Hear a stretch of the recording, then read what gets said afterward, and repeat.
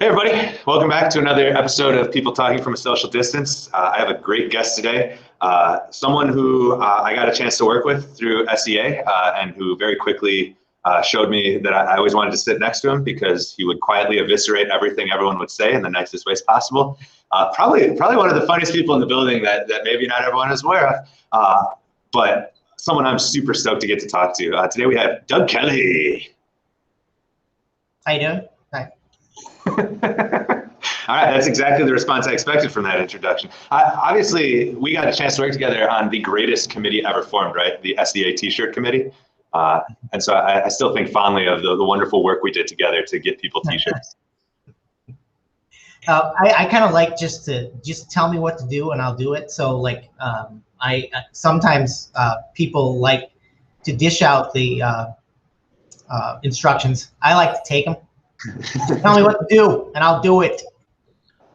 It's fantastic. So I'm glad you're here with us today. I've got a couple of questions. I'm super stoked, like I said, to get a chance to talk with you. And first question I always ask, because I think it's such an important question, especially as we're socially distanced still, even though things are changing, obviously, in the building, is we often think of people in education as just educators and nothing else, because it's so central to our identities. But if there was another label that you'd apply to yourself outside of your profession, what would it be and why?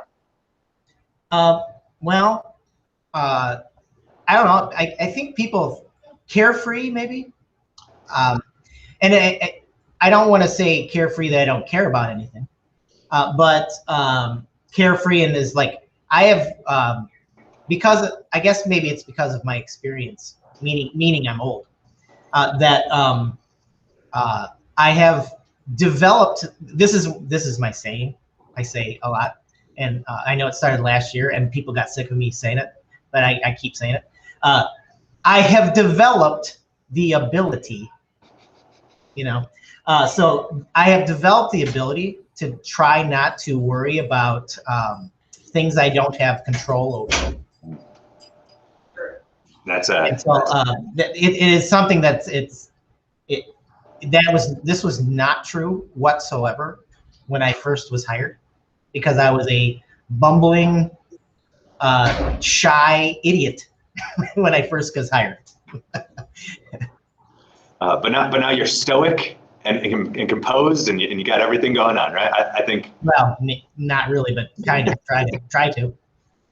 Yeah, I think that carefreeness, definitely. I think that now that you say that definitely fits. You always seem like you're like, I'm gonna do what I can do, and that's great. That's great. Well, like when you're first couple of years of teaching, that's what you do. Like you're so worried about you're going to do something wrong, and so you're trying really hard not to do it, and that's good. That's a good thing.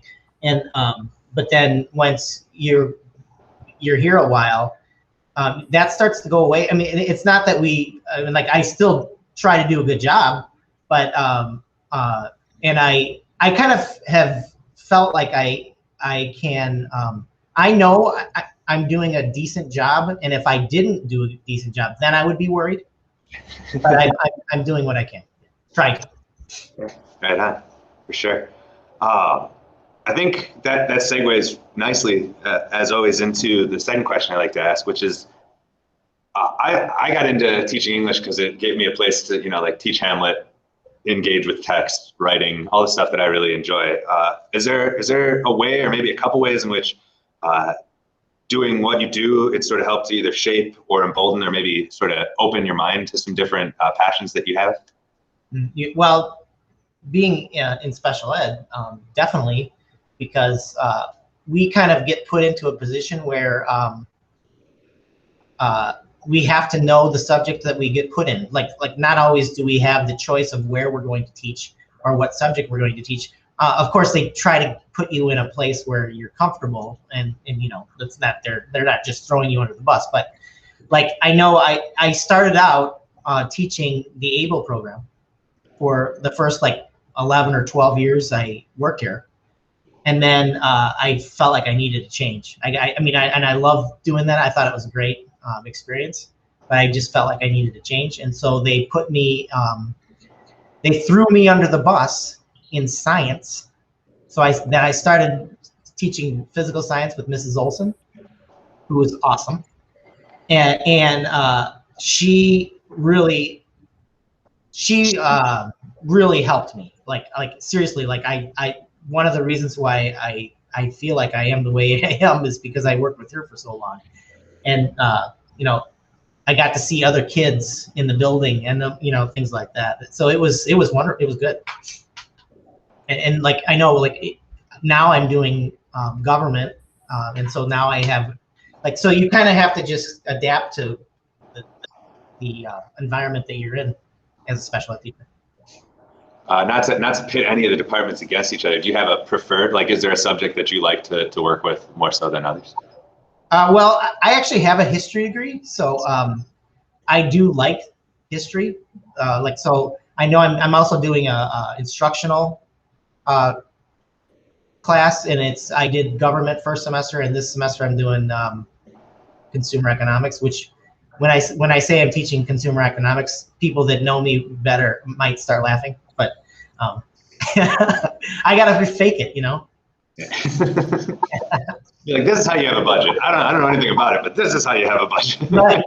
Don't look at my finances. Just this is what you're supposed to do. I always think, and I mean, before we even started, you already were throwing some band names out for me, but I always think it's great to hear what people are reading, what they're listening to, what they're watching. I think a recommendation can give so much to someone in terms of understanding where someone else is coming from. So I love to always ask, and it says like one, but if you've got more than one, that's fine as well. Is there a book or a movie or a show or an album that you think really, first off, you would recommend to people, and secondly, that you think would help them get an insight into the way you view the world or the way you sort of do things? Well, I like the Grateful Dead. And that I feel like it kind of goes in with the Carefree, because they were pretty big into like not caring what people thought, and they did what they wanted when they wanted to do it all the time.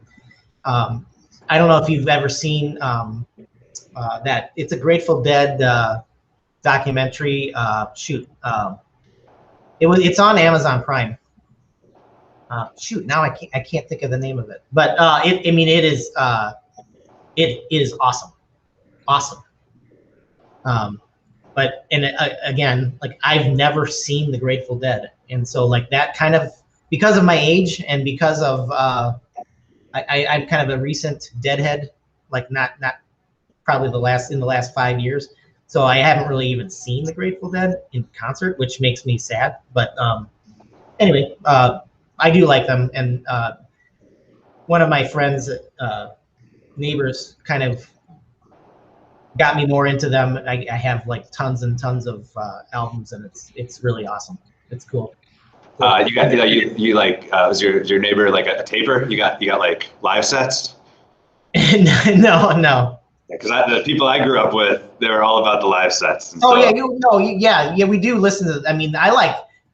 One of the things I have Sirius XM, and I listen to the Grateful Dead channel, and it's mostly live sets, and I like the live sets better than the absolutely. However, I will say that sometimes I have to turn the channel because Bob Weir, sometimes when he's singing, is just god awful, terrible.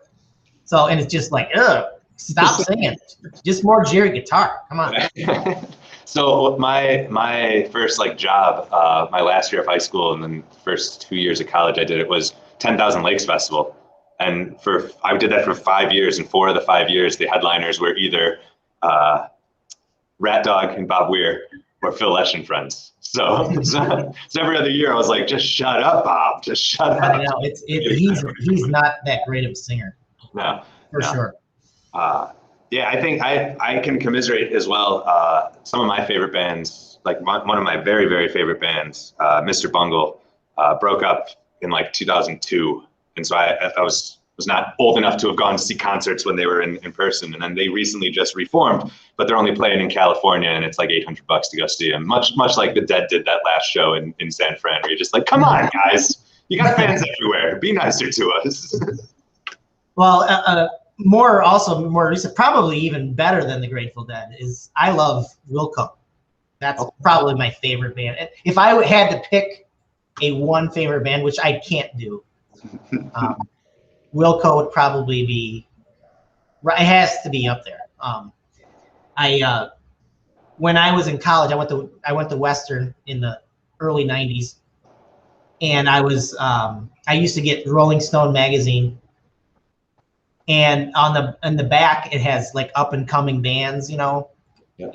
And I was reading the Rolling Stone magazine. It said this Belleville, Illinois trio, and I'm like, wait a minute, that's my hometown. So I'd never ever heard of them. So because of that Rolling Stone, I went to Rockin' Robins in downtown Macomb, and I went and I bought the first album, and that was life changing. Right. It was, I mean, like seriously, that was the start of my music bliss, or what, I don't know what you want to call it. I don't know what you call it. No, like there's always that band that really like hooks you. Right. It started it. Right. But it wasn't even Wilco as then. They were called Uncle Tupelo. Okay. Before Wilco, it was Uncle Tupelo. Yep. Right on. I have one Jeff Tweedy story, and it's from 10,000 Lakes Festival as well. I was up there. I was working maintenance and like working backstage, and my buddy was in my golf cart with me. We're driving along to go maybe the Dr. Pepper backstage at 10,000 Lakes was the best Dr. Pepper ever. So we're driving backstage to get some Dr. Pepper, and we're driving, and I'm like just chatting with him, and he like turns around really quick, and I'm like, "What's wrong, James?" And he's like, "Holy shit, I think that was Jeff Tweedy." And I was like, "Yeah," and we just kept driving. Sure. That's my Wilco story. Fantastic. I mean, I would be just like, I really like artists and bands and stuff like that, but I would be just totally, I wouldn't know what to say to them. I'm not sure if I would even want to go meet with a famous person, because it's just like, I don't know. I wouldn't know what to say. I'd be like, Well, and plus, what if they aren't as cool or as nice? Sure. Like he seemed like he was very nice. I saw him a few times backstage just because we were in the same basic area. But yeah, what if they're not good? Like, what if they suck? Then I would never want that, right? My favorite musician, I meet them and they're awful. Right. But, that what you just said reminds me of another band, Metric. Actually, one of their songs says just that. It says that you don't want to meet. What if you don't really want to meet your favorite person, because what if they're not what, I mean, it didn't say it just like that, but awesome. I mean, it is in a song. Check it out. It's awesome. Will do. All right, next place we'd like to go, and I think we covered some good stuff there, but I think, again, we often sort of assume that people like specific things, and I think everyone has something that they aren't necessarily like embarrassed by or anything, but like would be surprising to people if they knew about it. So is there a surprising fandom or activity that we would never guess that you would feel comfortable sharing with us? Well, yeah, I actually, like, this is actually kind of ridiculous and funny at the same time. When I was at Western, my friends were in a band. I actually hung out with the theater people, okay, which is kind of surprising in itself, because I'm not theatrical whatsoever. I can't play an instrument. I can't do anything. I can't act. Although I take that back. As a teacher, we are actors, because we only have to entertain people. That for a living. That's what we do. But anyway, so my friends were in a band, and they were in at Western. They had this battle of the bands, and so they were entered in this battle of the bands. And my friend's band was called Just Teasin'. Okay. Because they weren't very good. They were making fun of themselves. They're just teasing. They're really not playing, you know, which is awesome. So anyway, they're in this battle of the bands, and the day before the battle of the bands, the bass player couldn't come. So, but they were signed up, you know. So the other guys in the band, which we were totally great friends with, like, you know, hung out with all the time, they're like, "Hey, Doug," and my other friend Hank, would you be willing to learn 2 songs, like a couple, because you just played like 2 or 3 songs. Yeah.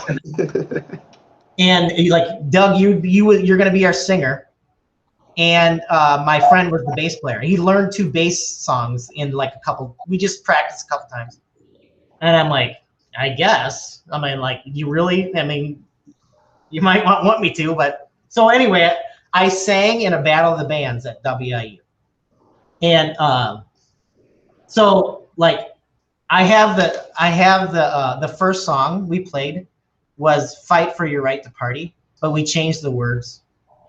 So here's what it is. Here's what so in the tune of "Fight for Your Right to Party," it was like, Clark couldn't come, so we formed this band.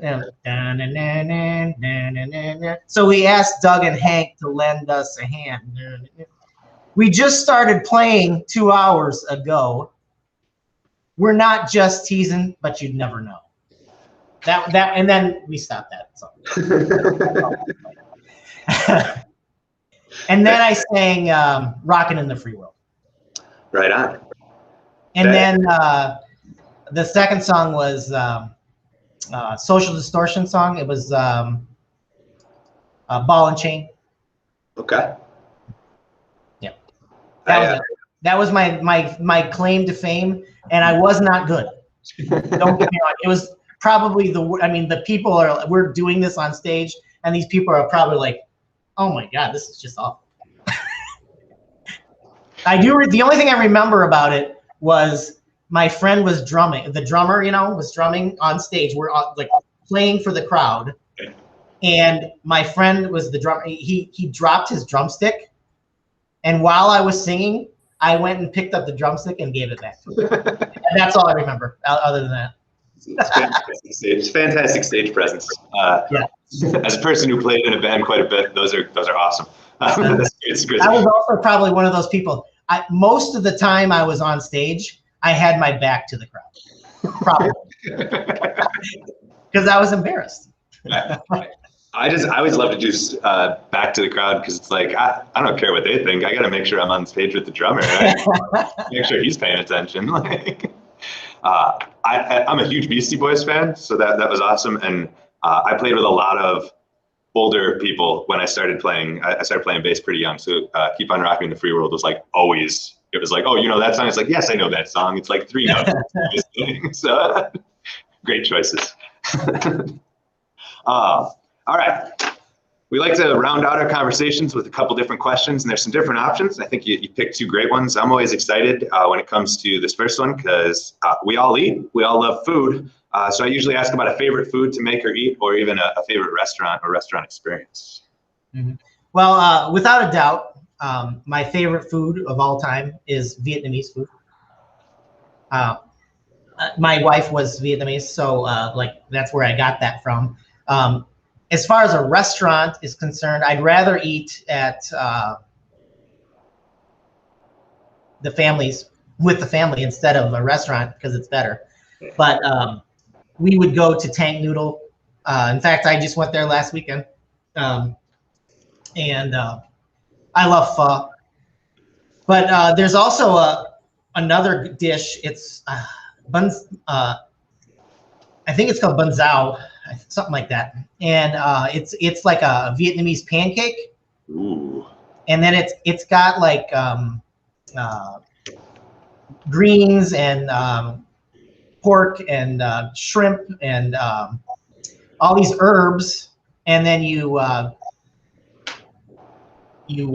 it in, you cut it up and you wrap it in lettuce, and it's got this Nuoc Mam is like the sweet and sour sauce. It's like fish sauce. Yeah. And you dip it in this fish sauce, and you wrap it in lettuce. It is just unbelievably good. But what makes it is the sauce, the Nuoc Mam. It's just excellent. And I always think that's so that especially with a lot of Asian cuisine, the sauce is so important. Yes. It's so crazy where it's like just the slight difference in the sauce, and all of a sudden you're like, woo, that's it. I love Vietnamese food as well. That's awesome. And then the other question we like to learn, we're all lifelong learners, right? We're in education. We're always trying to learn some new things. We're always trying to keep our brains fresh.